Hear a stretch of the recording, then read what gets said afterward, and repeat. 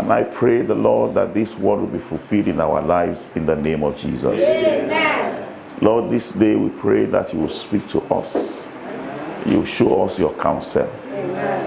And you will bless us indeed. Amen. Thank you, Father. In Jesus' name we have prayed. Amen. Praise the Lord. Hallelujah.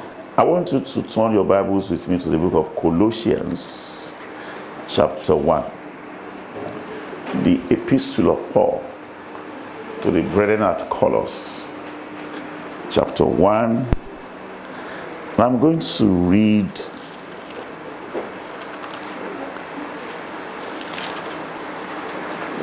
just verses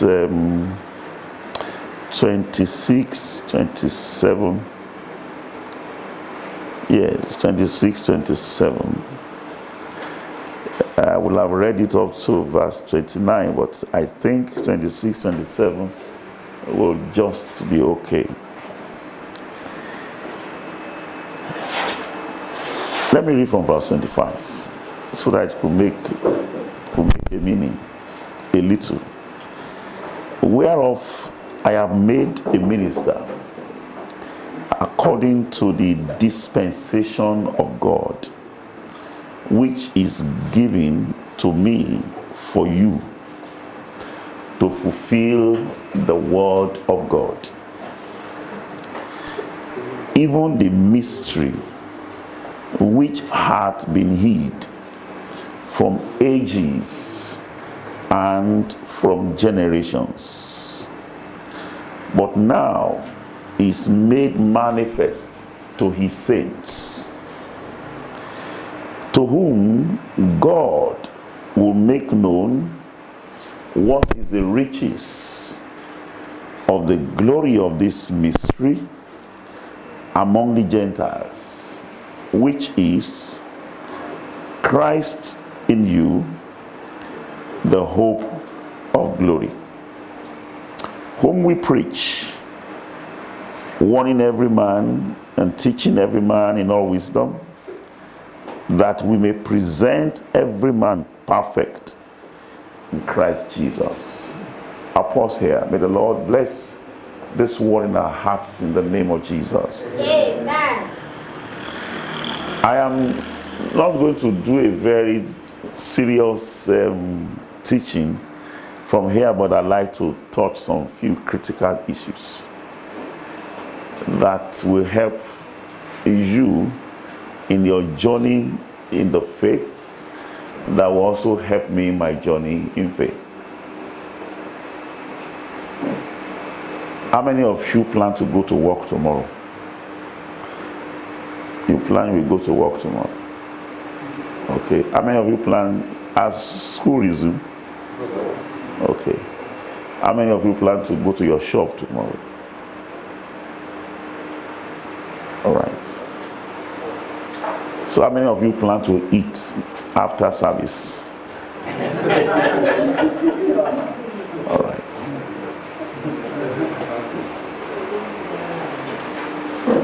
I ask those questions because a man who is dead cannot plan to eat after service. A man who is dead cannot plan to go to work tomorrow. I just left Iju this morning. That's outside Akure towards Ado-Ekiti. And we plan to come here. And we are here. I still plan to leave here and go to Lagos. All of that could be because I'm alive. Okay? If I'm not alive, I can't make such plans. So sometimes when we talk, it's like, because we know that what will make those plans to come to reality is when you have life. Am I correct? Yes. Now sometimes you may have life and then you lack the wherewithal or what you need to do what you want to do. Look, you may see a car or you may see a house, say, I like this house, I like this car, and I also want to buy this car. Now, if there is no money with you that time, you may not be able to buy it immediately. Am I correct? Yes. So you start to save money if you want to save money. Or sometimes you just feel that, oh, God, one day you just have mercy on me, I'll be able to buy this kind of car. So everything that you see around you, there is something we call seed that brings it to pass. The Bible says, by faith, Sarah received strength to conceive a seed. And by that same faith, she received strength to be delivered of a child. All of us, we are products of seed. If there is no seed, there can be no tree. Am I making sense to you? Yes. The reason we keep having either mango or tangerine or orange or apple or all the fruits that we see that we eat, it's because there is a seed. Now we are eating agbado, Abi. Now why do we still have agbado? Since I was born, I've been seeing agbado. Why are we seeing agbado here? It's because every year a seed of agbado is preserved. Without that seed, agbado will have finished. So every time a farmer goes to farm and he carries the seed, that seed brings hope into his heart that after 3 months there shall be a harvest. Am I correct? Yes. And whatever he plans to do with the harvest, he could start to plan it. Everyone who goes to farm with yam seed is also having hope that after a little time he is going to have a harvest. So I want you to understand that what I'm going to talk about this day has to do with seed. Yoruba says, a man who plants 50 yam seeds and he claims to have planted 100 yam seeds. Yoruba says when he harvests 50 truths, he will also harvest 50 lies. Enigmi àádọ́ta èbù tó ní ọgọ́rùn-ún lòún gbìn. Níjọ́ tó bá hú àádọ́ta òótọ́, á tún hú àádọ́ta irọ́ náà. Yoruba means that if you plant 50 seeds of yam, how many are you going to harvest, please? You're going to have 50 tubers of yam. So if you plant 50 seeds and you claim to have planted 100, they'll be waiting for you for harvest. So by the time you harvest the true that you planted, then they will also wait for you to harvest the 50 lies you have planted.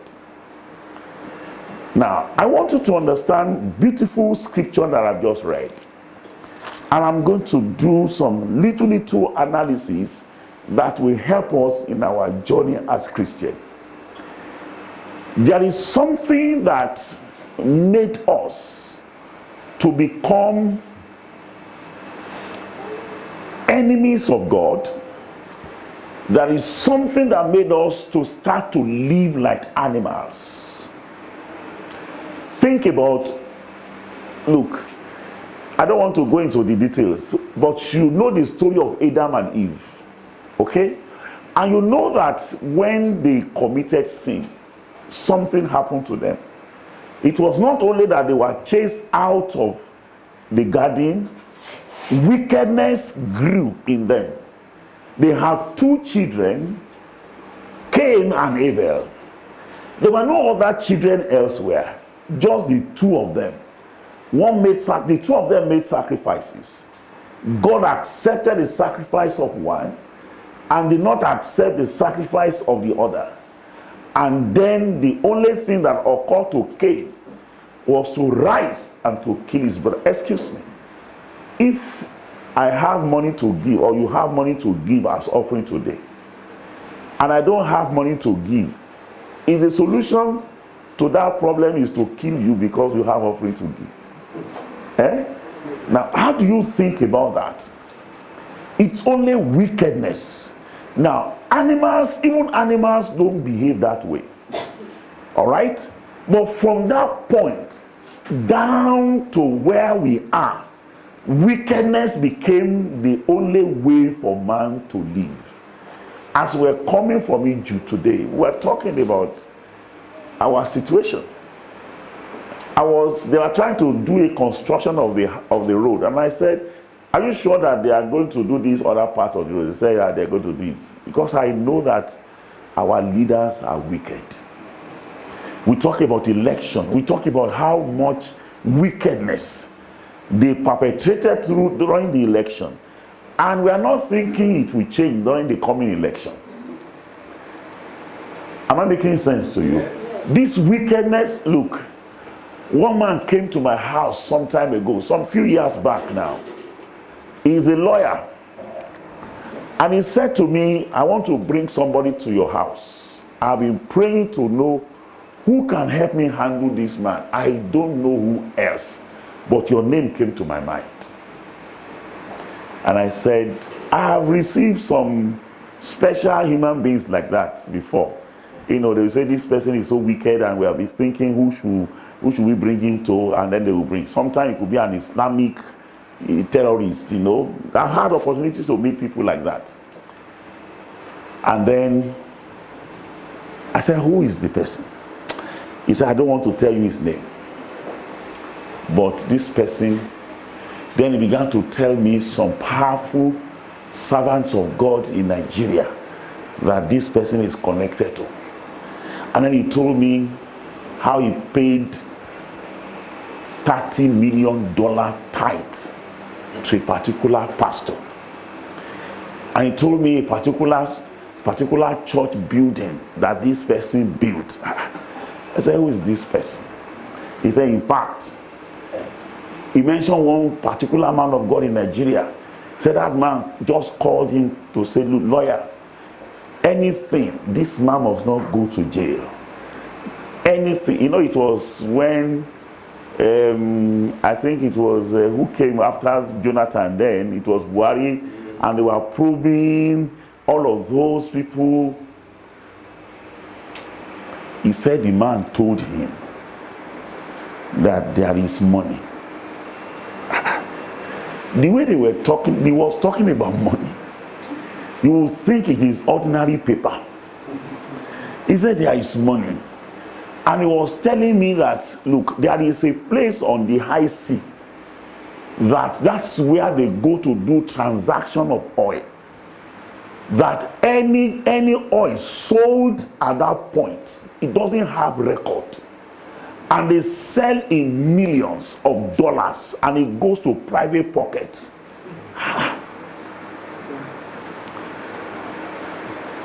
As he was talking, I couldn't imagine that a human being will have the kind of money this man was telling me, this lawyer was telling me this man had. He said, look, after this case, the man said there is money.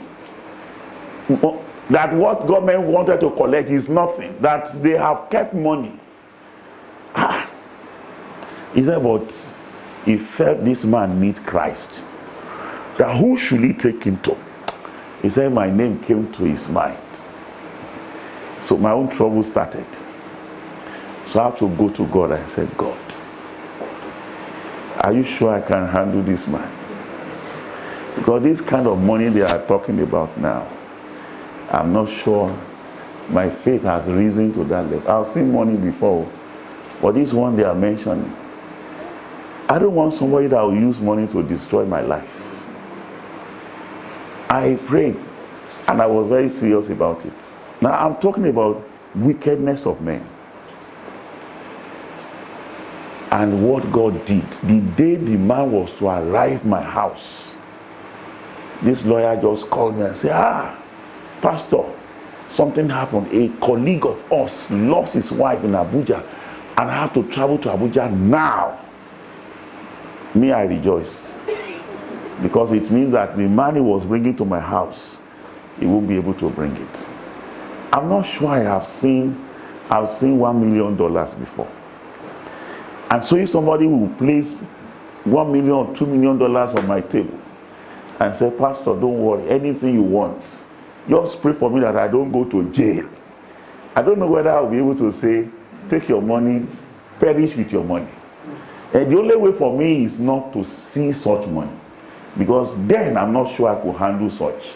Maybe now it will be a different thing entirely. Now, so the question I'm asking myself, what would you do with that kind of money? A man who could pay $30 million as tithe. How much is $3 million in naira? Is it billions or trillions? So what is he going to do with it? If he decides to spend 1 million every day, he can't finish it in 100 years. What does he want to do with it? I ask. Now, I know that inside of you also, there are certain things you do and you couldn't explain why you do it. You know it's wrong. Am I making sense to you? Yes, sir. Now, let me ask you a question. Is it possible for you to take a goat, as soon as that goat comes out of the mother's womb, and you take that goat and you give it to a dog to nurse, and it starts to suck the breast of a dog till it grows mature? Will that goat bark like a dog? You're not answering. Why?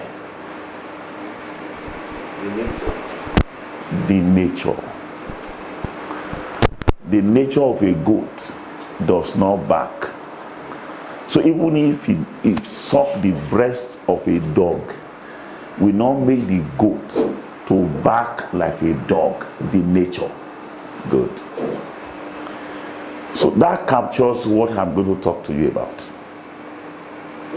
So when Paul was writing this letter to the brethren at Colossus, I want you to look at it with me again as we check the word of God. In verse 26, it says, even the mystery which had been hid from ages and from generations. What do you call mystery?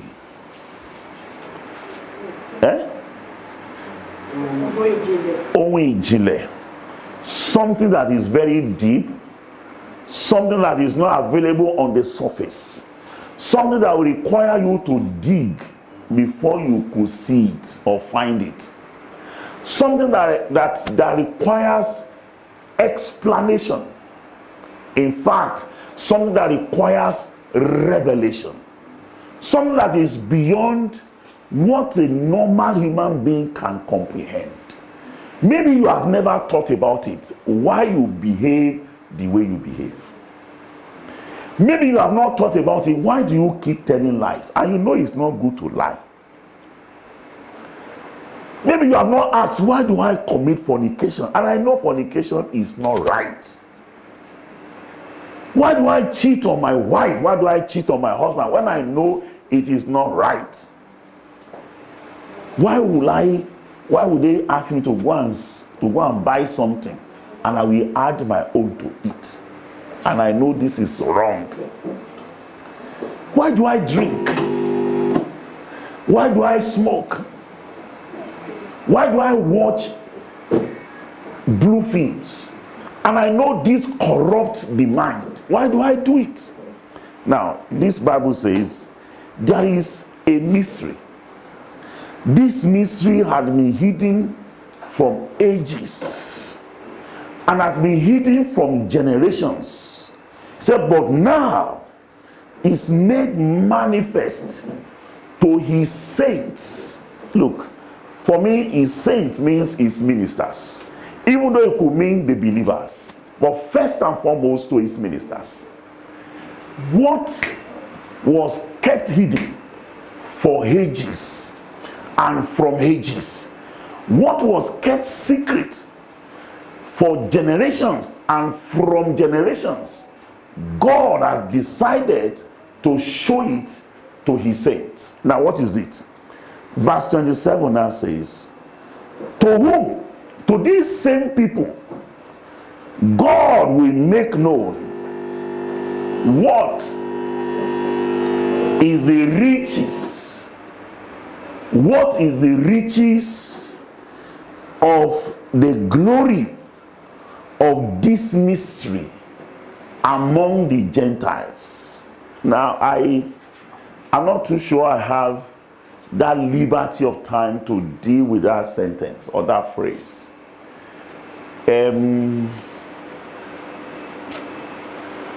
Do I have that time now?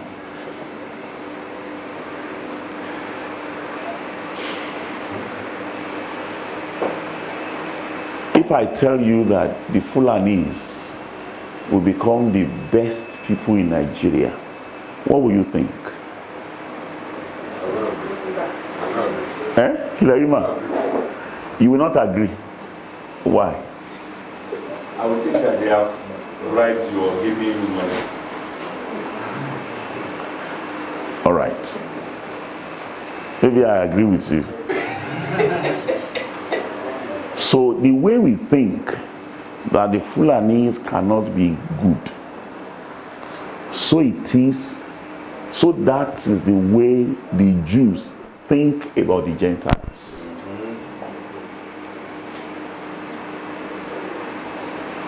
That these ones are cursed forever. Nothing good can come out of us. So this Bible says, this mystery that was kept from ages and from generation, which God revealed to his saints, and he did not just reveal it to the saints, he also revealed it to whom the riches of the glory of God shall be revealed. Now, and then he mentioned among the Gentiles. So let me tell you first that just as I said the Fulanis can be the best, so God has made the Gentiles to also become the best. Hallelujah. Am I making sense to you now? Yes. Now, I now want to deal with the matter. The Bible now says, what is this mystery among the Gentiles? The Bible says, which is Christ in you, the hope of glory. All right.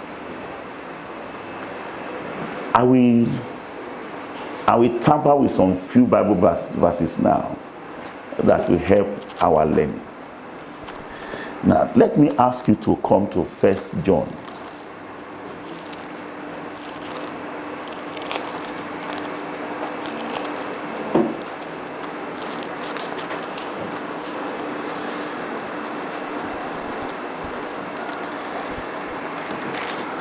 Are you there?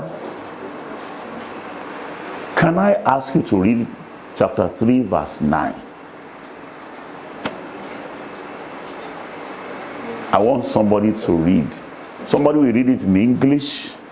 Somebody will read it in Yoruba. Whosoever is born of God Whosoever is born of God does not commit sin, doth not commit sin. for his seed remaineth in him.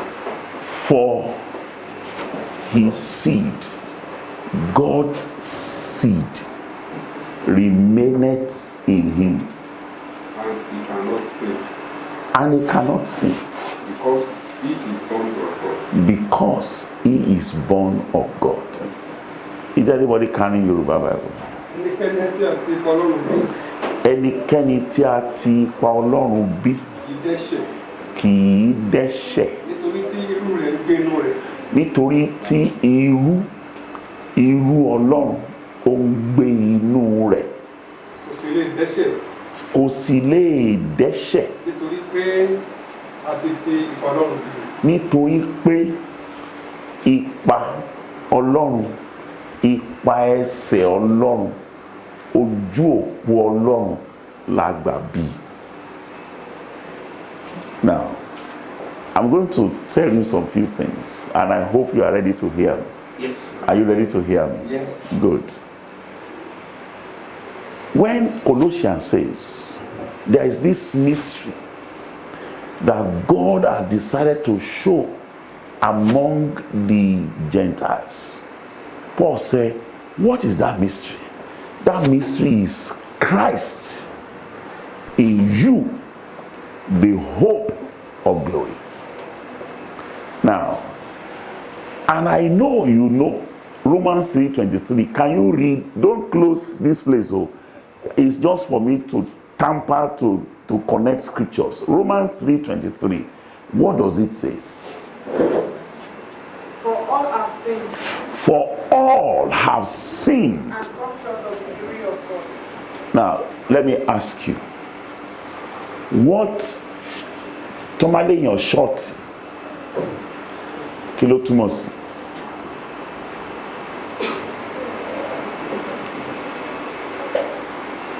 Nílẹ̀ Yorùbá tó bá ló short, mo mọ̀ pé kò ga, ó pàdánù, ó kùnà, ó pàdánù. Wọ́n ní ó mà ti ṣòwò ṣọ́ọ̀tì, Ọlọ́run má jẹ́ aṣòwò ṣọ́ọ̀tì. Ṣùgbọ́n Bíbélì yìí ní gbogbo ènìyàn ló ti ṣẹ̀, wọ́n sì ti ṣọ́ọ̀tì ògo Ọlọ́run. Ògo Ọlọ́run ó ní èrè gbogbo ènìyàn, ṣùgbọ́n kíní kan mú kí ènìyàn ó ṣọ́ọ̀tì ògo Ọlọ́run. Kíní kan ọ̀hún? Ẹ̀ṣẹ̀. Èdè Bíbélì Yorùbá pè ní ó kùnà. Màá lo ó kùnà náà, ṣùgbọ́n mo kọ́ fẹ́ lo pé ó ṣọ́ọ̀tì, ó pàdánù ògo Ọlọ́run. Ẹ̀ṣẹ̀ ló ń bí àdánù wá. Kí mo lọ́kọ́ máa ń bí àdánù? Ẹ̀ṣẹ̀. Ẹ̀ṣẹ̀ ní kì í jẹ́ kéèyàn ó jèrè láyé tí ó sì ní í jèrè lọ́run. Ògo Ọlọ́run yìí mò ń bọ̀ wá sọ̀rọ̀ ń pa ẹ̀, ṣùgbọ́n mo kọ́kọ́ fẹ́ fi ìdí ẹ̀ múlẹ̀ wípé wọ́n ní kíní kan má bàjá ò jẹ́ o, apá rẹ̀ gùn ju tán lọ. Bá a ti dúró yìí tá a jókòó tá a fẹ́ràn ara wa yìí, Ọlọ́run ní jẹ́ á rí o. Tẹ́nìkan bá ṣubú sí tó kú, gbogbo àkọ́kọ́ sásẹ́yìn, àbí bẹ́ẹ̀ kọ́? Torí pé in tó mú fi jẹ́ èèyàn ló kù nínú ẹ̀yẹn. Aṣọ tó ń bẹ lára onítàn láìpẹ́ jọjọ wọn á bọ̀. Ọbásanjọ́ ń bẹ lórí àpèrè, ṣẹ́gbọ́ Yorùbá tí mo ń sọ yìí, ẹgbọ́ tó ní mọ̀ pọ́ ń domi wà Yorùbá ìsàlẹ̀ lọ́rùn ni mo ń sọ, ṣé ẹgbọ́? Ẹgbọ́? Ọbásanjọ́ ń bẹ lórí àpèrè nígbàtí aya rẹ̀ tó lọ rèé ṣiṣẹ́ abẹ lókè òkun. Ó ní òun fẹ́ dàbí òpépé, ikùn ti tóbi jù, òun fẹ́ kí ikùn ó flat. Ó wá lọ ṣe tí wọ́n pè ní tummy tuck. Wọ́n á là ń bí, wọ́n á là ń bí. So èyí tó gùn jù, èyí tó ọ̀rá tó léra wọn yẹn wọ́n á gé kúrò, wọ́n á tún rán. So gbogbo tó ṣe jọ̀bọ̀jọ̀bọ̀jọ̀bọ̀ yẹn wọ́n á ti gé. Ó fẹ́ look smart. Now bàálù ọ̀tọ̀ ni wọ́n fi iná fi gbé lọ, kò sì ní jókòó. Ẹni tó bá ti wọ bàálù rí, ó ní àwọn ìjókòó oríṣiríṣi. Àwọn kan ń bẹ tó máa ń pè ní first class. Àwọn ọmọ bàálù mi jẹ́ bá débi tí first class wà, wọ́n á ṣe bí ilé kótópó báyìí. Oníkálukú wà níbi yàrá tiẹ̀ tí gbogbo nǹkan àlùmọ́ọ́nì máa wà níbẹ̀, téèyàn lè nọsẹ̀, èèyàn lè sùn tó bá wù. Ní téèyàn bá sì fẹ́ ni wọ́n fún yàn jẹ. Àwọn kan wà tó ń pè ní business class, àwọn kan wà tó ń pè ní economy. Irú wá, ògìrì wá, tó bá lóò fẹ́ mu mi, wọ́n á bẹ́ẹ̀ ta sínú ife kéńkélé kan báyìí. Wọ́n ò ní fún ọ ní odidi ìgò omi yẹn bá jókòó ní first class ìbá lóun fẹ́ jẹrẹsì nísìn láàrin wákàtí kan tó lóun tó fẹ́ jẹ nǹkan míì ohun tó bá fẹ́ ní wọ́n máa fún owó tó ń san náà yàtọ̀ síra wọn o. Now first class ni ìyàwó Ọbásanjọ́ jókòó sí nígbà tó ń lọ àmọ́ nígbà tí ó fi padà dé ibi tí wọ́n ń kó ẹrù sí ni wọ́n kó sí. Kí ló pàdánù náà? Ẹ̀mí. Irú ènìyàn sọnù nínú ẹ̀ wọ́n tó mẹ́rù ni wọn ò lè gbé sórí àga kó jókòó bí èèyàn bó tiẹ̀ jẹ́ pé ọkọ rẹ̀ ní ààrẹ síbẹ̀síbẹ̀ wọ́n dì mẹ́rù wá padà ni. So bá ti dúró yìí in tó mú ká ṣe é wò lójú in tó mú kí àtíkè tó kùn kó dúró lójú rẹ̀ ni pé ẹ̀mí ṣe kí ni ó sì wà lára rẹ̀. A ní kú nísìn o ṣùgbọ́n àwa yóò kú sí làwọn bàbá wa ń sọ kò sẹ́ni tí ò ní kú kò sẹ́ni tó kú bàbá rẹ̀ ò ní dìgbòrò. Now ṣe wá rí ohun tí mo kà ní ẹsẹ̀ yìí ó ní gbogbo ènìyàn. Kí ni ìtumọ̀ gbogbo ènìyàn? Everybody, kò sí ẹnìkan tó yọ ọ́ lẹ̀. Ẹ ṣeun. Gbogbo ènìyàn ló ti dá ẹ̀ṣẹ̀. Gbogbo ènìyàn ní ẹ̀ṣẹ̀ ti rápálá wọnú ayé rẹ̀. Ohun tí ẹ̀ṣẹ̀ sì fẹ́ mú tó sì máa ń múnú ayé ènìyàn ó ní ògo Ọlọ́run. Kí là ń pè bẹ́ẹ̀? Mò ń bọ̀ ńbẹ̀.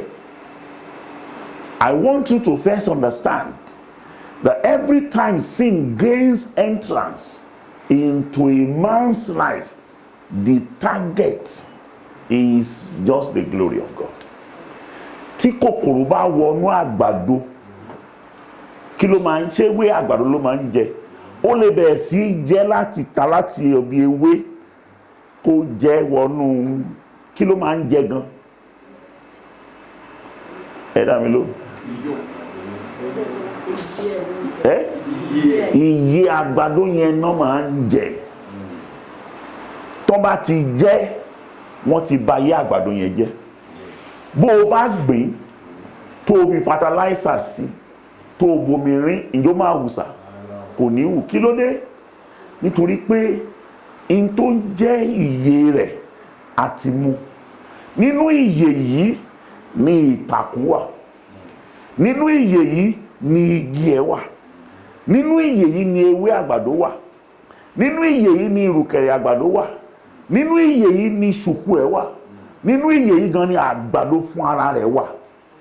Nínú ẹ̀ náà ni adùn àgbàdo ló wà àti gbogbo ohun àmúṣọrọ̀ tó ń ṣara lóore bóyá fún èèyàn tàbí fún adìyẹ àbẹ́nikẹ́ni tó bá fẹ́ jẹ. Nínú ìyè yìí ni gbogbo ẹ̀ wà pátápátá. Tó bá ti mú ìyè yìí kúrò, ìyẹn tó kù òfútù fẹ́ tẹ̀ ní. Àṣà tí ò ní kán nínú. Am I communicating? Now, Bíbélì ní kò sí ẹni tó yọ ọ́ lẹ̀. Gbogbo ènìyàn ló ti ṣẹ̀. Gbogbo ènìyàn ló ti dá ẹ̀ṣẹ̀. Kì í ṣe pé gbogbo ènìyàn ni yóò ṣẹ̀. Kì í ṣe gbogbo ènìyàn ni yóò dá ẹ̀ṣẹ̀. Wọ́n ti dáná. Ọmọ tá a bí ní ìsìn ó ti dá. Kí ló ṣe? Ó ti dá nínú ìyá ẹ̀. Bẹ́ẹ̀ ni nínú ẹ̀ṣẹ̀ nìyá mi lóyún mi. Inú àìṣe déédéé bá a bí sínú púpìtì yìí ẹlẹ́ṣẹ̀ la bí. Ọ̀ká bímọ́lẹ̀ ó bóró. Ológìní bímọ́lẹ̀ ó bí ẹhànnà. Am I communicating? Yes. Mo fẹ́ kẹ́ kọ́kọ́ rí tí mò ń mú bọ̀ wá. So ní kété tí ògo yìí tí ènìyàn ṣọ́ọ̀tì ẹ̀ tó kùnà rẹ̀ tó pàdánù rẹ̀ kò yẹ ní ẹni tó yẹ kó máa gbé nínú ọgbà Ídẹ́nì mọ́.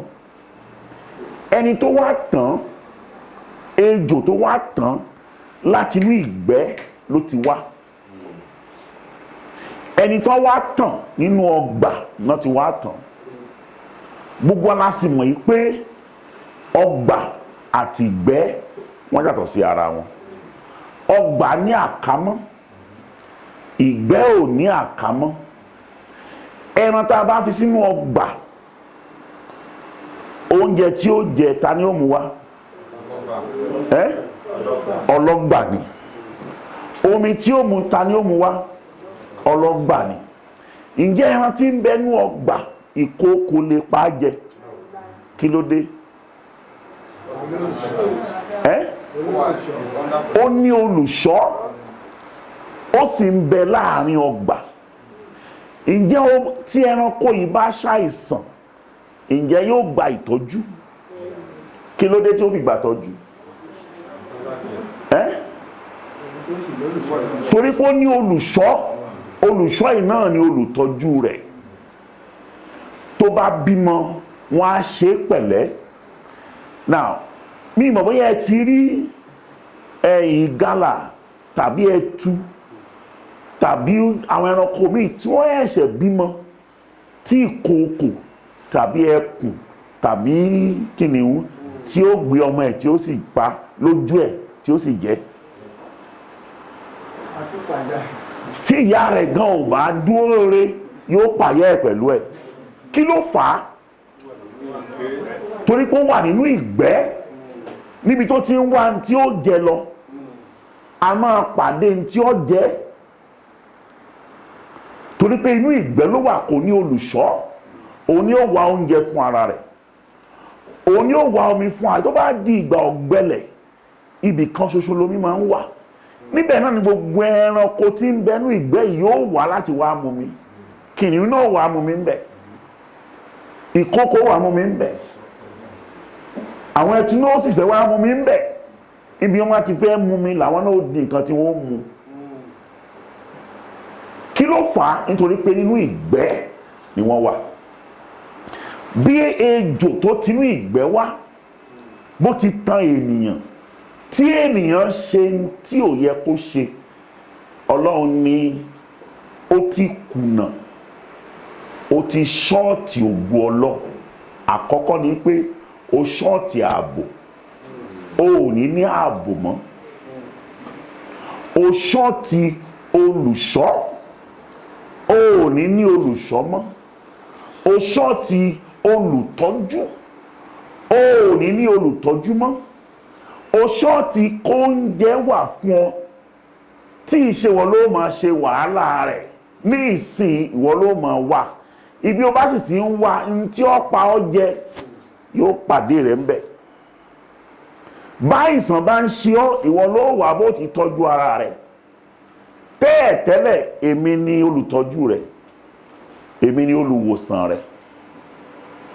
Gbogbo àwọn àlùmọ́nì tí ń bẹ lọ́wọ́ Ọlọ́run, gbogbo àwọn àmúṣọrọ̀ àmúṣagbára tí ń bẹ lọ́wọ́ Ọlọ́run, gbogbo àpapọ̀ rẹ̀ àti ẹwà rẹ̀ àti ìbùkún rẹ̀ àti ìpèsè rẹ̀ àti ìdásí rẹ̀ àti ààbò rẹ̀, àpapọ̀ rẹ̀ pátá là á pè ní ògo Ọlọ́run.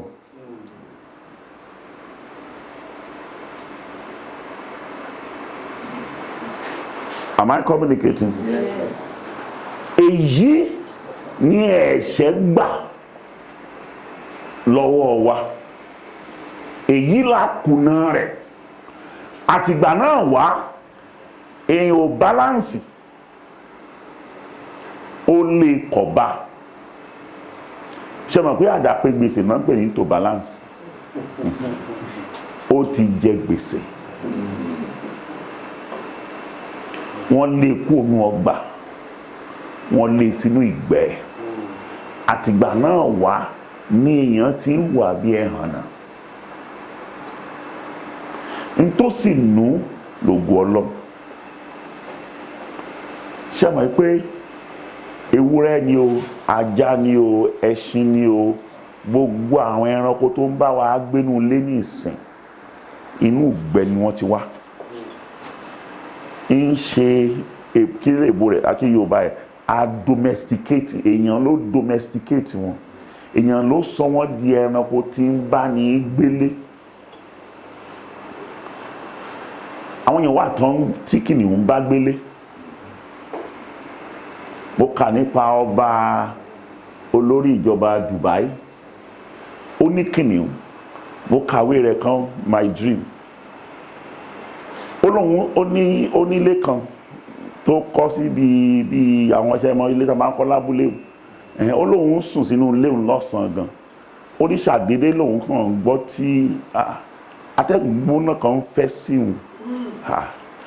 Irú atẹ́gùn gbóná ló ń fẹ́ sí. Nígbà tó òun fi lajú, kìnìún lòun rí. Ó lóun wá rò pé kí ló lè ṣe fún kìnìún yìí tí ò sì ní ṣe òun lè ṣe báyìí. Torí ààyè tó bá wọn yẹn, ààyè is a vulnerable state. Orin tó wá sí ìrọ́pàá ni pé kóun fò gba ojú wíńdò jáde. So bóun ti fò gba ojú wíńdò jáde ní kìnìún yẹn fò tẹ̀lé òun kàn gba ẹnu kò lè wọlé lòun á tilẹ̀kùn. Ó ní tí òun ò bá ní ọpọlọ láti ro tóun ó ṣe ní ìṣẹ́jú àáyá. Ó ń sọ̀rọ̀ nípa tó mú Dubai di bó ṣe dà, pé nínú igbó alágbára ní jẹun ìta ni. It is survivor of the fittest. Pé òwe tí wọ́n máa panu gbónú, ẹni yára lògùn gbè lòwe inú gbó. Pé bí ayé ṣe rí nìyẹn o. Pé kìnìún wá ẹtu tí ó pa. Ó sì gbàgbọ́ nínú agbára àti ipá láti sáré láti jẹ ẹtu. Ẹtu jíjẹ ni ó jẹ́ kó wọn wà láàyè nínú ìgbẹ́. Ẹtu náà sì wò pé tóun ó bá wà láàyè nínú ìgbẹ́, òun gbọ́dọ̀ sá eré gidi. Kóun ó sáré débi pé kìnìún ò ní rí òun pa jẹ.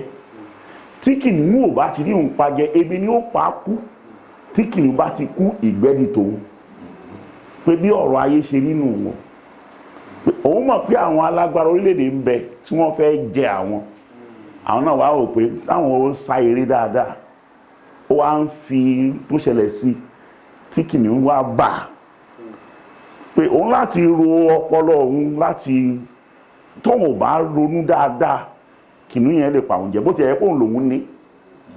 Ṣùgbọ́n bí tó bá òun kò bá òun bí ọ̀gá, kò bá òun ní ipò ẹni tó ní, ó bá òun ní ipò ìjẹ, ìbá sì pa òun jẹ. Tóun ò bá gbọ́n kóun ó sì ronú kíákíá. Ṣé àwọn pé láfíríkà àìronú dáadáa.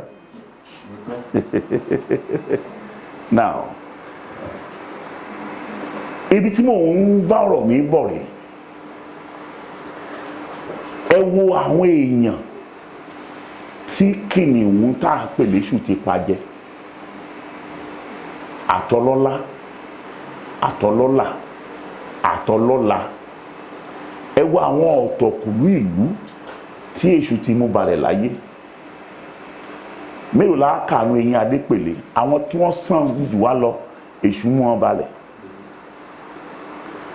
Àwọn tí wọ́n lò, ẹ wo Sólómọ́nì bó ti lọ́rọ̀ tó, ẹ wo bó ti gbọ́n tó, ẹ wo bí èṣù ṣe ṣe ayé rẹ̀ mọ́kùmọ̀kù, ẹ wo irú àrà téṣù fi Dáfídì dá, ẹ wo bí èṣù ṣe pa Sámsónì bíi pé kì í ṣòun mọ́, ẹ wo irú àwọn èèyàn tí ẹ̀ṣẹ̀ ti kó wọnú ìgbẹ́ tí kìnìún ayé fi wọ́n ṣe ìjẹ.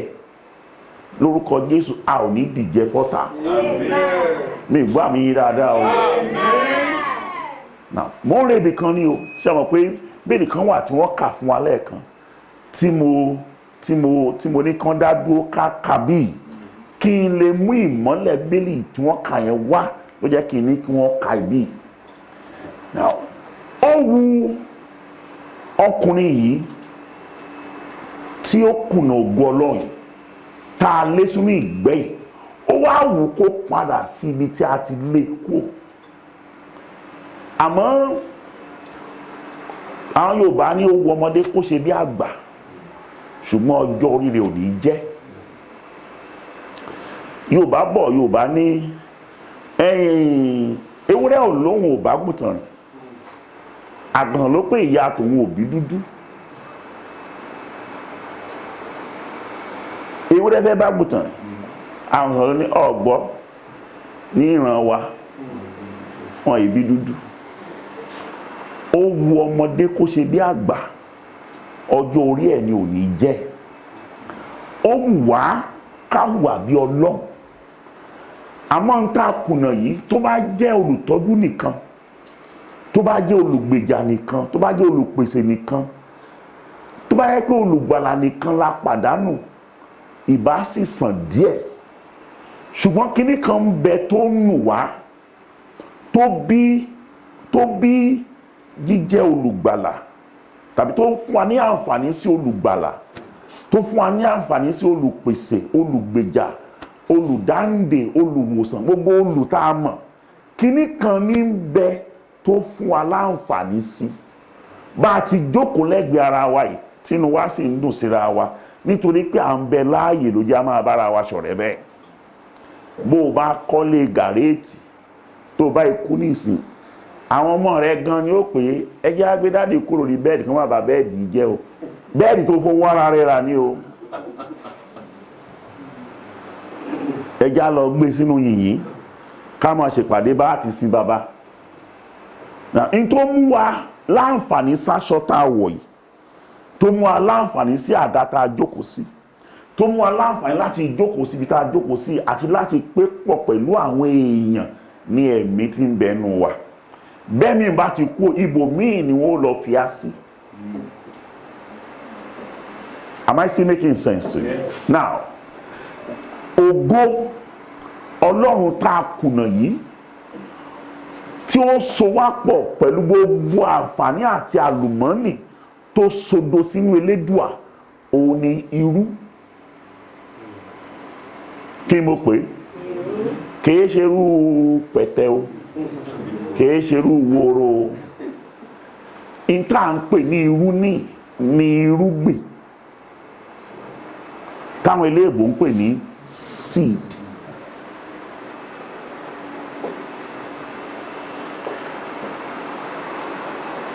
Ẹ ti ka ìtàn Absalomu rí.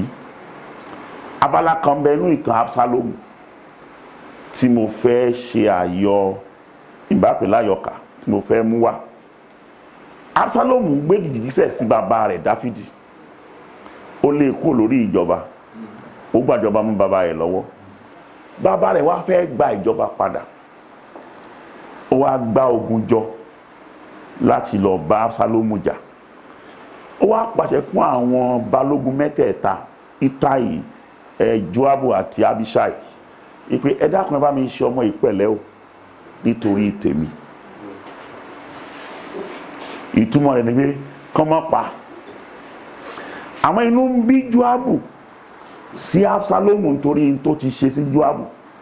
Ó ti dàrí tẹ́tẹ́rẹ́ tó ti sá kó lù. Joabu ló mú padà wá sílùú. Joabu tó wá mú wá sílùú yìí, ó dáná sun oko Joabu torí pé Joabu ò mú lọ bá ọba ní kíákíá. Joabu ó ti kan oró sínú. Bí ogun yìí ti ń lọ ni Absalomu rí pé ogun yìí ibi tí ọba yọ sóhun kójú má rí bí gbogbo ara ló ogun ẹ̀. Àmọ́ ó ṣe láàánú pé lọ́dọọdún Absalomu a máa wọn irun ẹ̀, ó máa ń wọ̀n, á gbé irun orí ẹ̀, ọkùnrin ní o, fún ibi tí irun ẹ̀ gùn dé yóò gbé sórí ìwọ̀n, torí pé irun yẹn máa ń di ẹrù fún, yóò gbé sórí ìwọ̀n tí ó wọ̀n, yóò wá gé díẹ̀ kó bẹ̀ lọ́dọọdún.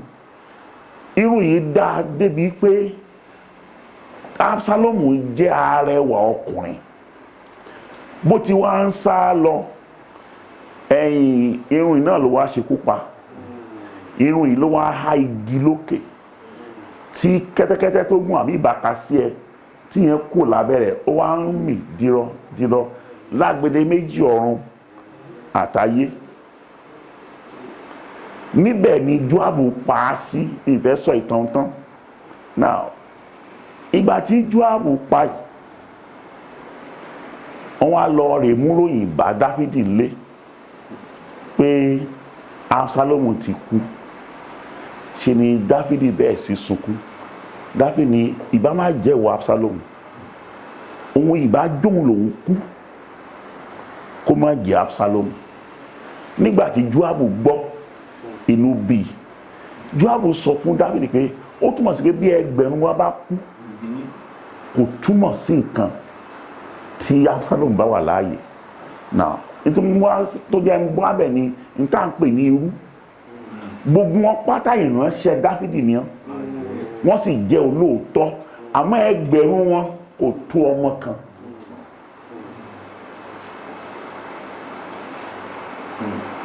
Ṣé tí mò ń sọ ìṣó yé yín?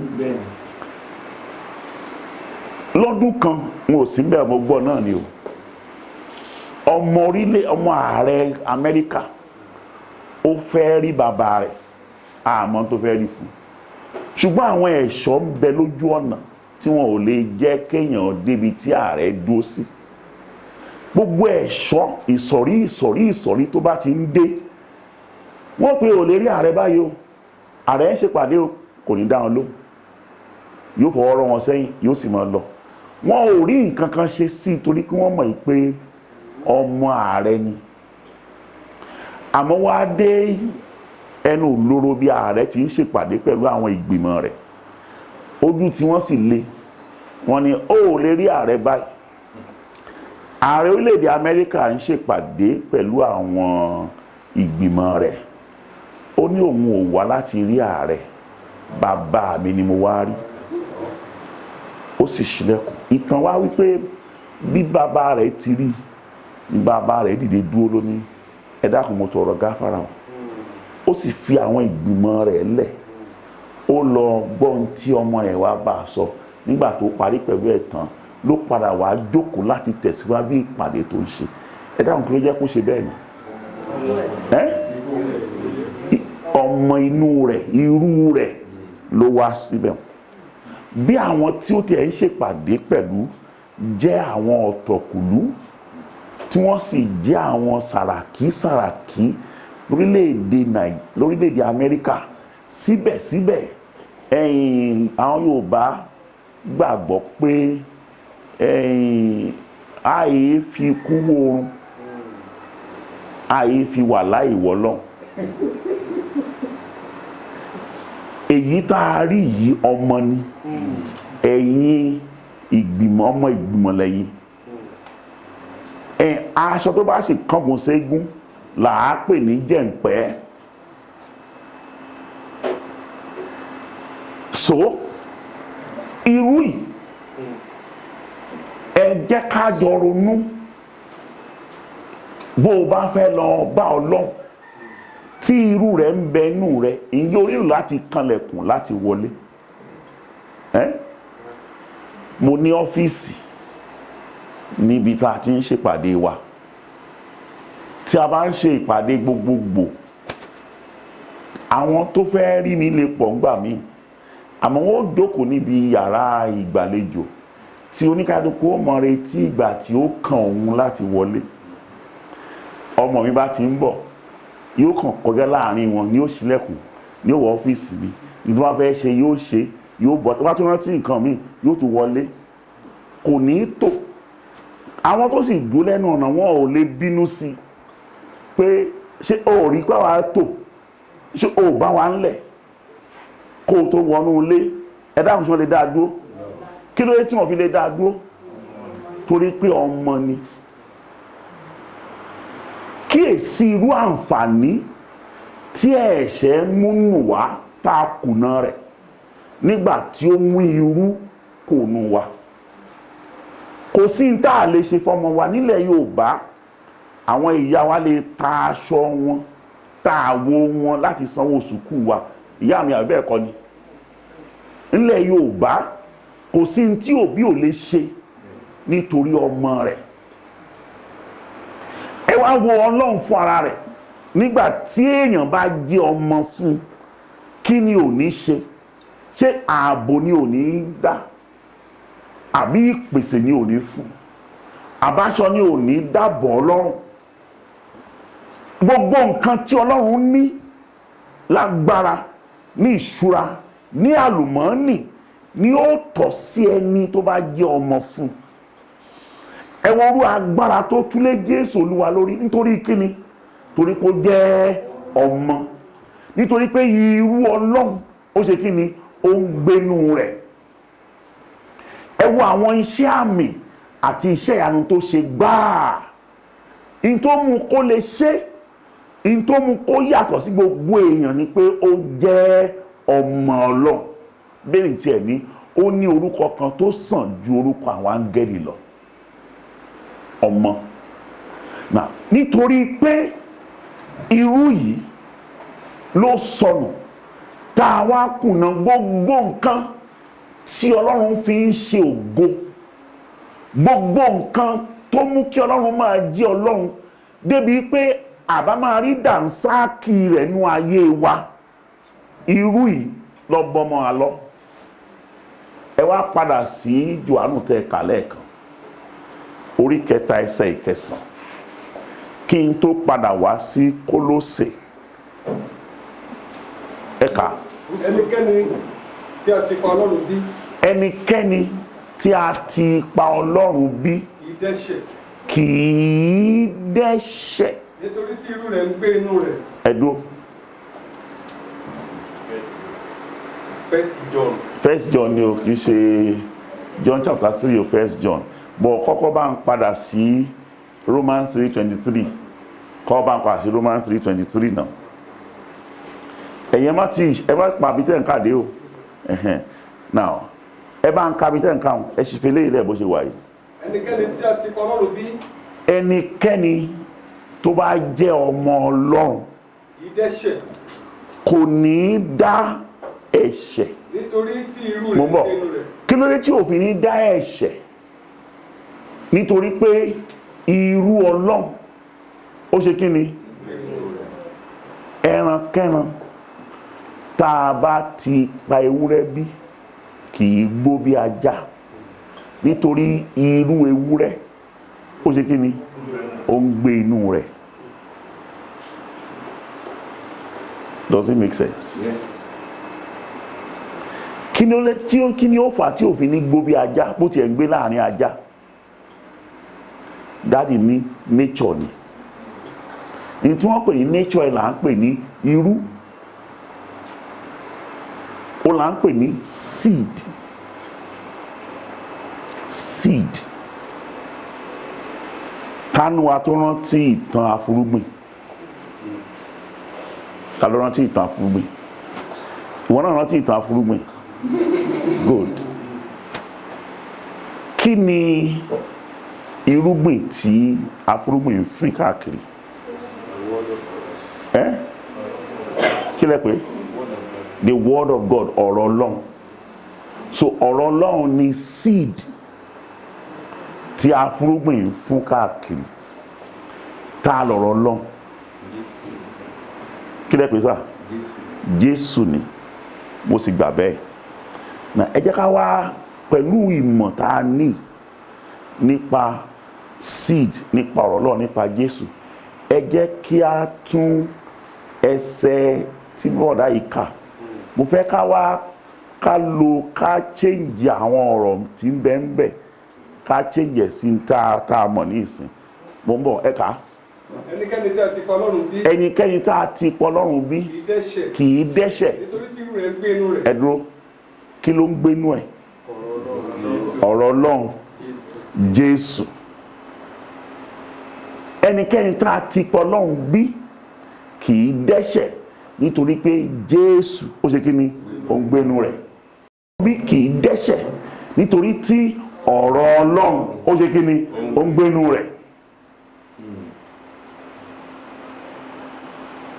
Now, wọ́n á fẹ́ bi í léèrè, téèyàn ò bá dẹ́ṣẹ̀ nítorí pé Ọlọ́run ń gbénú rẹ̀, ẹ wo ẹsẹ̀ ọ̀rọ̀ yìí, kí ni ó ṣẹlẹ̀ sórí tán? Á jèrè ògo Ọlọ́run. Ẹ pàtẹ́wọ́ fúnra yín.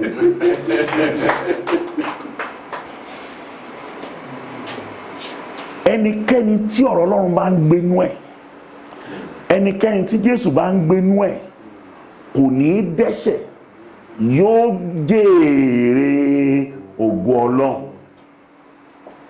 Ṣé ibi tí mo bá dé ìṣòye yìí?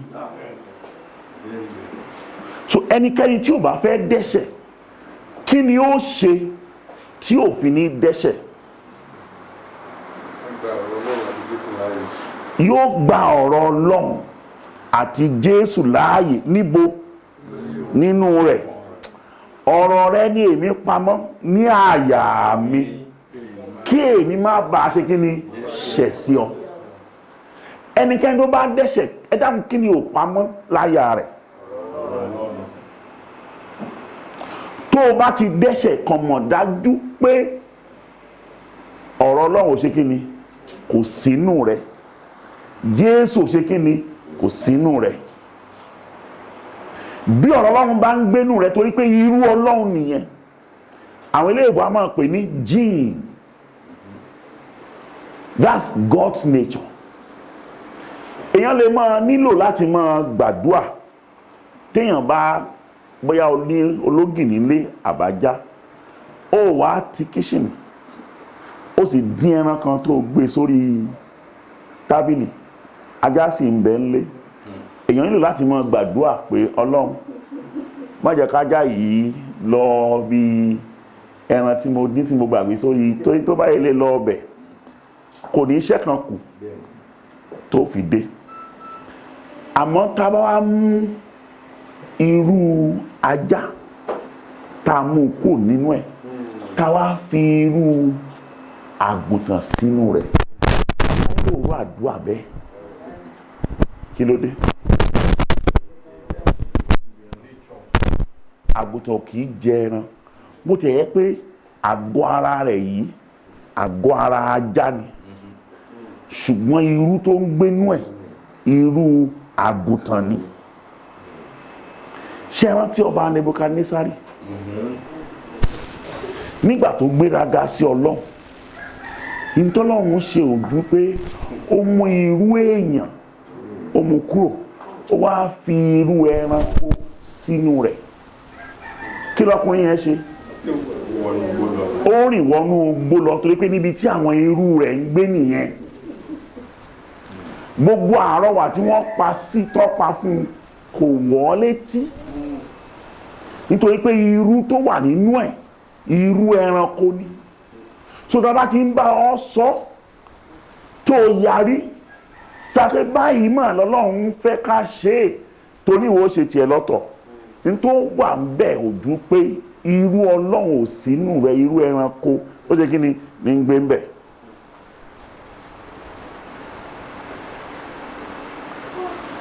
Tó bẹ̀ sí yànjú káàkiri a ti mọ̀ pé irú ajá ló ṣe kí ni ló ń gbénú rẹ̀. Tí oró ń bẹ lẹ́nu rẹ̀ a ti mọ̀ pé irú ejò ló ṣe kí ni ń gbénú rẹ̀. Tó kàn gbéraga láì ní nǹkan kan a ti mọ̀ pé irú ọ̀kín ní ń gbénú rẹ̀. Àwọn ọgbọ́n àyíníke àyínípadà ọgbọ́n ẹ̀wẹ̀ a ti mọ̀ pé irú ìjàpá ó ṣe kí ni ń gbénú rẹ̀. Kìí ṣe irú Ọlọ́run. Paul wá ṣọwọ́ kọ̀wé nínú ìwé Kólósè orí kìíní ẹsẹ̀ ìkẹtàdínlọ́gbọ̀n, ẹjá wá lọ ọbẹ̀ ní ìsìn kọ́rọ̀ yìí ó lè yé wa ni mo ṣe lọ gbogbo bí tí mo lọ́hùn. Ẹ wá bá mi kà á, ó lè bá ń ṣí náà ó lè bá ń ṣí ẹ̀hẹ́n. Kí ló ti wí? Ó ní àwọn ni ó wu Ọlọ́run pé kí wọ́n mọ ọlá àti ògo àṣírí yìí láàrin àwọn tí kìí ṣe Júù tá à ń pè ní kèfèrí. Ọlá àti ògo àṣírí yìí àwa Ọlọ́run yọ̀ǹda rẹ̀ fún láti mọ. Ṣé mọ̀ pé àwọn èèyàn kan wà tẹ́ bá fún wọn ní 5 million, ẹ jẹ́ kí n sọ gbogbo alámọ̀ Davido àbí tán bá fún Davido ní 5 million kí lẹ́wí kò lè jẹ́ nǹkan kan torí pé n ti ń bẹ lọ́wọ́ rẹ̀ ó jù yùn lọ. Àmọ́ tó o bá rí alert 5 million ní àkáǹtì rẹ̀ ní ìsìn bó ṣe jókòó yìí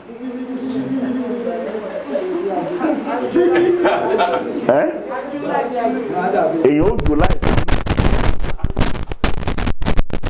kódà ara rẹ̀ nígbà ẹ̀dùn pàdé àdúrà tó mọ̀ gbà ní pé kí n tètè parí ọ̀rọ̀ tí mò ń sọ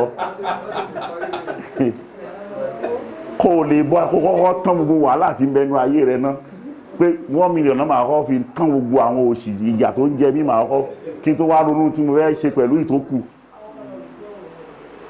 Now mo fẹ́ ká mọ̀ yìí pé àwọn Júù wọn ò lè mọ yìí tí mò ń sọ yìí bí àwa tí a kì í ṣe Júù. Orí kan bẹ tí mo bá lẹ́nu bàbá mi a máa ní mímọ́ mímọ́ láwọn áńgẹ́lì ń kọ́ lókè mo nírètí láti bá wọn kọrin náà ṣùgbọ́n wọn kò nílé bá mi kọrin ìràpadà tó rángẹ́lì kó mọ rírì iṣẹ́ náà pé mímọ́ mímọ́ láwọn áńgẹ́lì ń kọ́ lókè pé mo ní ìrètí pé wọn ó bá wọn kọrin mímọ́ mímọ́ ṣùgbọ́n wọn nílé bá mi kọrin ìràpadà torí pé wọn mọ rírì tí bá ń kọrin ìràpadà wọn mọ wò mí lẹ́nu nítorí pé àwọn ọmọ tí ń jẹ́ bẹ́ẹ̀ ṣùgbọ́n mímọ́ mímọ́ wọn ó bá wọn kọ́ torí pé mo mọ tó túmọ̀ sí. ṣé tí mo ń sọ yìí ó wọlé ẹ mọ̀ dé o ó wá ní àwa yìí la fún láti mọ ọlá àti ògo àṣírí yìí ó ní àṣírí náà ni pé Kristi tí ó ń gbé nínú yín ní in tó pè ní ìrètí òun ni irú nítorí pé ìrètí igi inú kí ló wà inú irú ẹ̀ inú irú ni ìrètí ìkórè ibo ló wà nínú síìdì ni ìrètí pé a kí obìnrin kú ewu ọmọ níbo ni ìrètí wà nínú oyún tó wà nínú rẹ̀ ni Kristi òun ni seed pé ògo tá a kùnà rẹ̀ ògo tá a pàdánù rẹ̀ ògo tó nù wá yóò ṣe kí ni yóò padà wá Kristi lọ̀rọ̀ lọ Bíbélì ní ẹ bá ti ń gbénú Kristi kìí dẹ́ṣẹ̀ torí pé nínú Kristi kò sẹ́ṣẹ̀ ń bẹ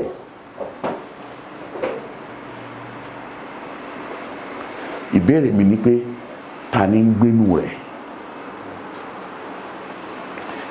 irú wo ló wà nù rẹ̀ torí pé tó ń hù níwà ó ń tọ́ka sí irú tó wà nù rẹ̀ bó o ti ń gbọ́rọ̀ yìí àti èrò tó ń lọ nínú rẹ̀ lọ́hùn ó ń júwe irú tó ń gbénú rẹ̀. Now báwo wá ni a ti ṣe ọ̀nà wo lomi máa ń gbà wọnú àgbọ̀n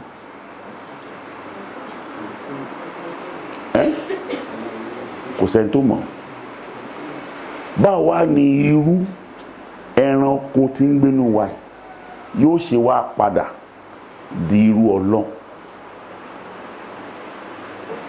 tá mọ̀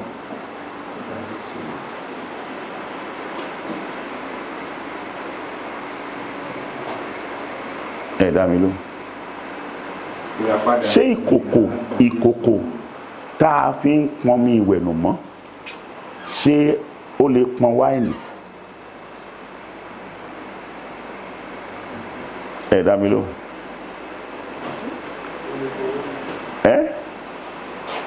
ìkòkò tá a fi ń pọn omi ìwẹ̀nùmọ́ tá a tò sẹ́nu ọ̀nà ẹ bá rántí ìtàn ìgbéyàwó ní Kánà àti Gálílì omi náà máa ń fi àwọn ìkòkò mẹ́fẹ̀ẹ̀fà yìí pọn àwọn tó bá fẹ́ wọlé wọn ó fi omi inú rẹ̀ ṣan ẹsẹ̀ wọn omi ìkòkò tá a fi ń pọn omi ìwẹ̀nùmọ́ yìí a lè fi pọn wáìnì bí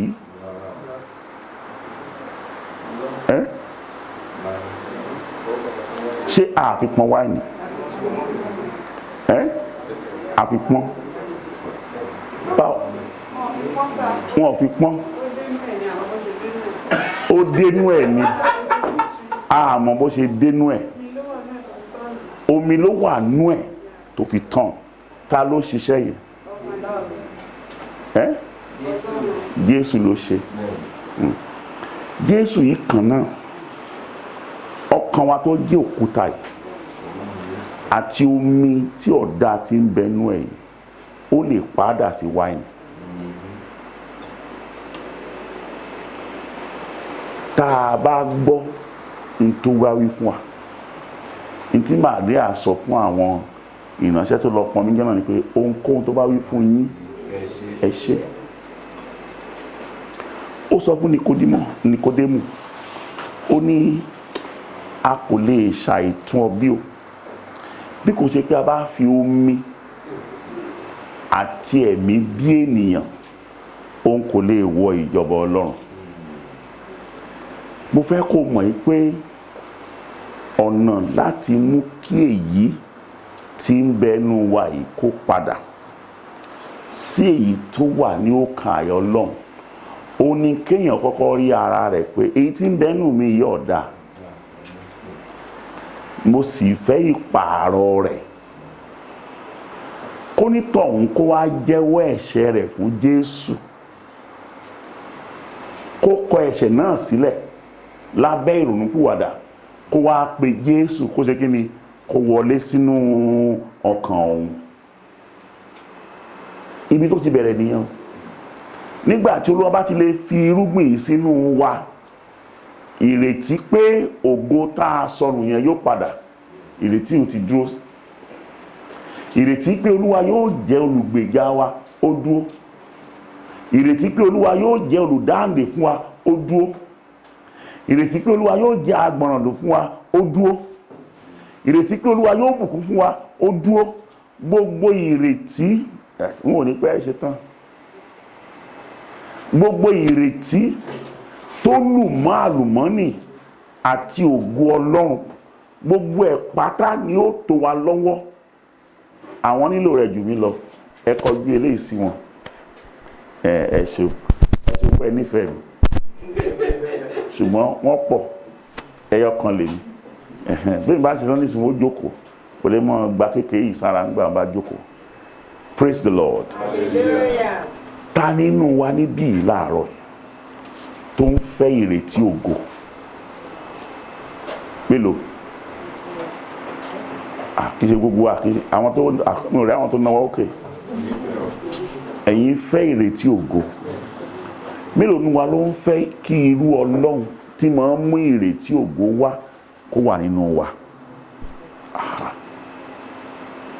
Níwọ̀n ìgbà tó jẹ́ pé tó wà nìyẹn, àwọn bàbá ní ẹjẹ́ á ṣe bí wọ́n ti ń ṣe kó lè bá a rí bí ti rí. N tá a ṣe ní wípé bá a ṣe jókòó á tẹ̀rí wà bá, a wà jẹ́wọ́ àwọn àìṣedéédé ayé wa tó mú wa kùnà ògo Ọlọ́run, ẹ̀ṣẹ̀ tó mú wa máa hùwà bí ẹranko, á jẹ́wọ́ rẹ̀ fún Olúwa. A wà bẹ̀ Olúwa pé kó dáríjì wá, kó dáríjì wá, kó fi ẹ̀jẹ̀ tá a ta sílẹ̀ fún ètùtù, torí pé gbogbo ẹ̀ṣẹ̀ ló ní ìjìyà. Ẹlẹ́ṣẹ̀ kì yóò lọ láì jìyà ní ọ̀rọ̀ Ọlọ́run sọ. Ṣùgbọ́n ìyà tí ó yẹ ká jẹ yìí, a ti mú pàdé lára Kristi. Òun jẹ ìyà yẹn lórúkọ wa, ó jẹ ìyà yẹn láàyè wa. Torí náà ló fi jẹ́ dandan fún wa láti béèrè fún ẹ̀jẹ̀ tá a ta sílẹ̀ lábẹ́ ìjìyà ẹ̀ṣẹ̀ tá a ṣẹ̀ yìí, pé kí Olúwa kó fi ẹ̀jẹ̀ yìí kó fi wẹ ọkàn wa mọ́. Bó sì ti ń wẹ ọkàn wa mọ́ yìí, láwa béèrè pé Olúwa, mo ṣílẹ̀kùn ọkàn mi o, Jésù wọlé sí ọkàn mi. Ìwọ tí ń ṣe irú Ọlọ́run wọlé sínú ọkàn mi. Ìwọ tí ń ṣe ìrètí ògo wọlé sínú ọkàn mi.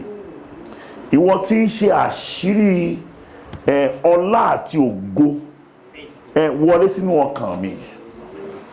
Inú ìgbẹ́ tí mò ń gbé ńṣe ni kó dá mi padà sínú ọgbà, níbi tí wọ́n ti ní olùtọ́jú, tí wọ́n ní olùṣọ́, olùgbèjà, olùwòsàn, olùdániláre,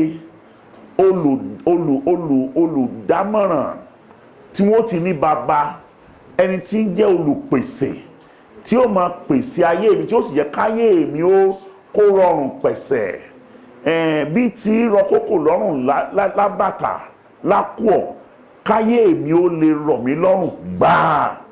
Bẹ̀ Olúwa pé kí Kristi tí í ṣe irú Ọlọ́run kó bẹ̀rẹ̀ sí gbénú rẹ̀, kó bẹ̀ ọ̀rọ̀ Ọlọ́run kó bẹ̀rẹ̀ sí ṣe bó fi inú rẹ̀ ṣe bùgbé, kó yé dẹ́ṣẹ̀ mọ́ torí pé ọ̀rọ̀ yìí ni ó máa tọ́ nípasẹ̀ ẹ̀mí rẹ̀. Olúwa ò gbẹ́ ẹ̀ṣẹ̀ jẹ́ ó dópin nínú ọkàn mi. Ìfẹ́ sí ẹ̀ṣẹ̀ jẹ́ kó orísun rẹ̀ ó gbẹ. Jẹ́ kí ìsun ìfẹ́ sí ìṣòtítọ́, ìsun sí ìwà bí Ọlọ́run jẹ́ kó gbilẹ̀ nínú ọkàn mi. Sọ ayé mi dàbí ti Jésù. Kristi ìwọ ni ìrètí ògo. Jẹ́ kí ìrètí kó gbìnàyà nínú ayé mi. Gbàdúrà yìí dáadáa. Ọkàn mi ṣípayá fún ọ. Wọlé. Ó ti pẹ́ tí mo ti ń rìn káàkiri. Wọlé.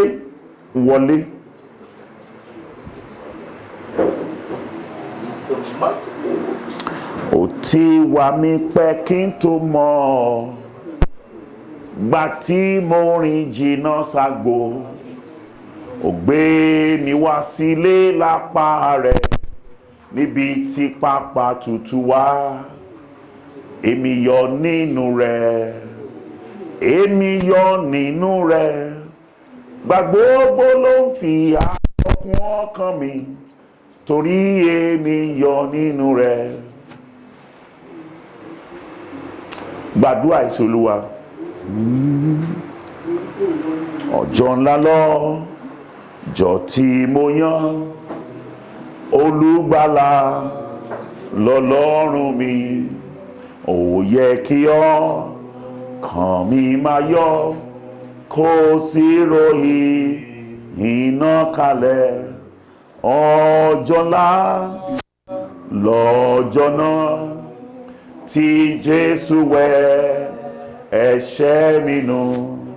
Ó kọ́ mi kí máa gbàdúrà, kí máa ṣọ́ra, kí n sì máa yọ̀. Ọjọ́ ńlá lọ́jọ́ náà tí Jésù wẹ̀ ẹ̀ṣẹ̀ mi nù. Ọjọ́ ńlá lọ́jọ́ tí mo yàn, olùgbàlà lọ́lọ́run mi. Ó yẹ kí ọkàn mi máa yọ̀, kí sì ròyìn iná kalẹ̀. Ọjọ́ ńlá lọ́jọ́ náà tí Jésù wẹ̀ ẹ̀ṣẹ̀ mi nù. Ó kọ́ mi kí máa gbàdúrà, kí máa ṣọ́ra, kí n sì máa yọ̀. Ọjọ́ ńlá lónìí yìí tí Jésù wẹ̀ ẹ̀ṣẹ̀ mi nù. Ask that God should forgive you your sins. Ask for forgiveness. You are coming to the cross now. Our Father said we should come to Him now and confess all our sins.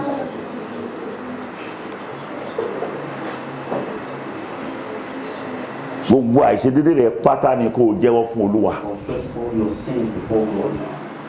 Kó o sì bẹ̀ kó dárí ẹ̀ṣẹ̀ rẹ jì ọ́. Apologize that He should forgive you all your sins. Béèrè fún ẹ̀jẹ̀ ọ̀dọ́ àgùntàn Ask for the blood of the Lamb kó wẹ̀ ọ́ nù to cleanse you ní gbogbo àìṣedédé rẹ. from all your iniquities. Gba Ọlọ́run láàyè nínú ọkàn rẹ. Allow God in your heart. Ṣílẹ̀kùn ọkàn rẹ. Open your heart. Ó ní kíyèsí mo dúró lẹ́nu ọ̀nà, He said, I'm standing by the door. mo sì ń kànkùn. I knock. Ẹnikẹ́ni tó bá gbóhùn mi Whosoever hear my tó bá voice ṣílẹ̀kùn, and open, n ó wọlé tọ̀ wá, come in, n ó máa bá a jẹ, I'll sup with n you. ó sì máa bá a mu.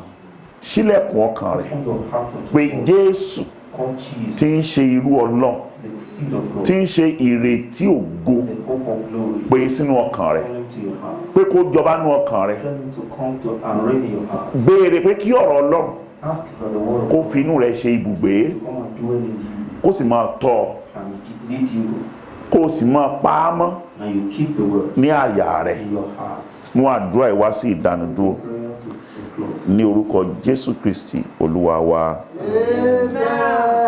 Father, thank you for sending your word to us today. I pray for your people.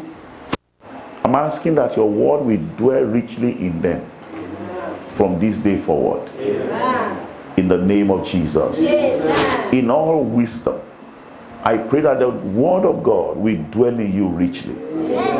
In the name of Jesus. Gbogbo ń tẹ́ ti pàdánù pátá láyé lórúkọ Jésù kọ́lọ́run kó dá padà fún yín. Ààbò tó nù yín kó padà. Ìwòsàn tó nù yín kó padà. Gbogbo ẹni tí àìsàn ń bẹ ní àgọ́ ara rẹ̀ bó ti ń gbàdúrà yìí lórúkọ Jésù gba ìwòsàn. Lábẹ́ ọ̀rọ̀ yìí lórúkọ Jésù mo ní kó gba ìwòsàn. Ìwọ tí ọ̀tá dè ní ìgbèkùn lórúkọ Jésù gba ìtúsílẹ̀. Ìwọ tá a fọ́ lójú ẹ̀mí gba ìríran titun. Ìwọ tí iná iṣẹ́ rẹ̀ ń jó àjórẹ̀ yìí lórúkọ Jésù iná náà kó gbìnà yá. Gbogbo ọ̀nà tó dí mọ́ ọ kó ṣí. Mo ní ilẹ̀kùn tó tì mọ́ ọ kó ṣí. Ẹni tó ní kọ́kọ́rọ́ Dáfídì lọ́wọ́ lórúkọ Jésù ó ṣílẹ̀kùn ayé rẹ̀. Ó ní ṣòfò. Ó ní ṣọ̀fọ̀. Ọ̀fọ̀ ò ní ṣí ọ́. Bí Olúwa ti ń bẹ tí ẹ̀mí rẹ̀ sì ń bẹ yóò gbórí rẹ̀ sókè. Ó ga ju ọ̀tá lọ. Ó ga ju ẹgbẹ́ lọ. Gbogbo ohun tí ń ṣe tiẹ̀ pátá yóò ṣe ní àṣepé. Kí Olúwa kó ṣe orí ọwọ́ rẹ̀ fún ọ. Kó ṣe orí ilé rẹ̀ fún ọ. Kó fi ọlọ́kàn balẹ̀. Kó fi ẹláyà balẹ̀. Kó pa ọmọ bí ẹyẹ ojú. Kó ṣe ojú rẹ̀ kó mọ́lẹ̀ sí ọ lára. Láti ìsinsìnyí lọ àti láéláé.